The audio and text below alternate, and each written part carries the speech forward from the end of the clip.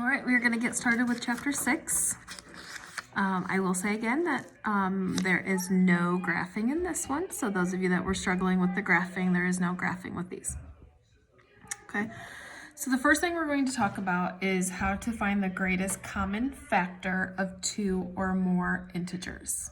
Okay, technically there's a couple ways that we are going to do these. We are going to do one way through prime factorization, and the other way we will do by listing out its factors. If it doesn't tell you specifically in your homework assignment which way they want it done, then you can pick either way that you want to do it. Okay, so the first way is I'm just going to show you how to find the greatest common factor of two whole numbers or three whole numbers. Okay, and we're going to do it through prime factorization. So prime factorization is when you do the factor trees. So you write out the numbers, and then we're going to split it. Now you see, what do you multiply together to get 30? And you can use 2 and 15, you can use 3 and 10, you can use 6 and 5. It doesn't matter the combination that you use, you will always get the same answer at the end. So I'm going to do 3 and 10.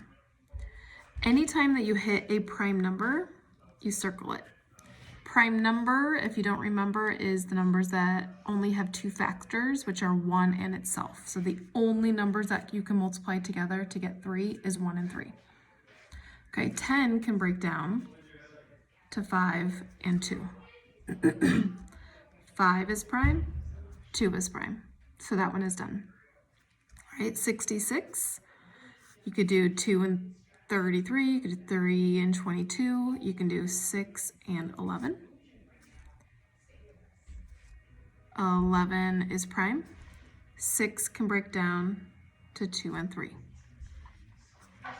2 is prime, 3 is prime. All right, so now we're going to write the prime factors down. So we have 2, 3, and 5 for this one, and 2, 3, and 11 for that one. And then you're going to figure out the ones that they have in common. So they both have a 2 and a 3. The greatest common factor is the product of these prime factors. So the product of 2 and 3 is 6. So the greatest common factor that they have in common is 6. The largest number that can go into both 30 and 66 is 6. Okay, 48, 120, and 156. 48, I have 6 times 8. 6 can break down to 2 and 3, both prime. 8 breaks down to 4 and 2. 2 is prime. 4 breaks down to 2 and 2. Those are prime. Okay. So this is 2, 2, 2, 2, 3. 120, you can do 12 and 10. 12, you can do 6 and 2. 10, you can do 5 and 2.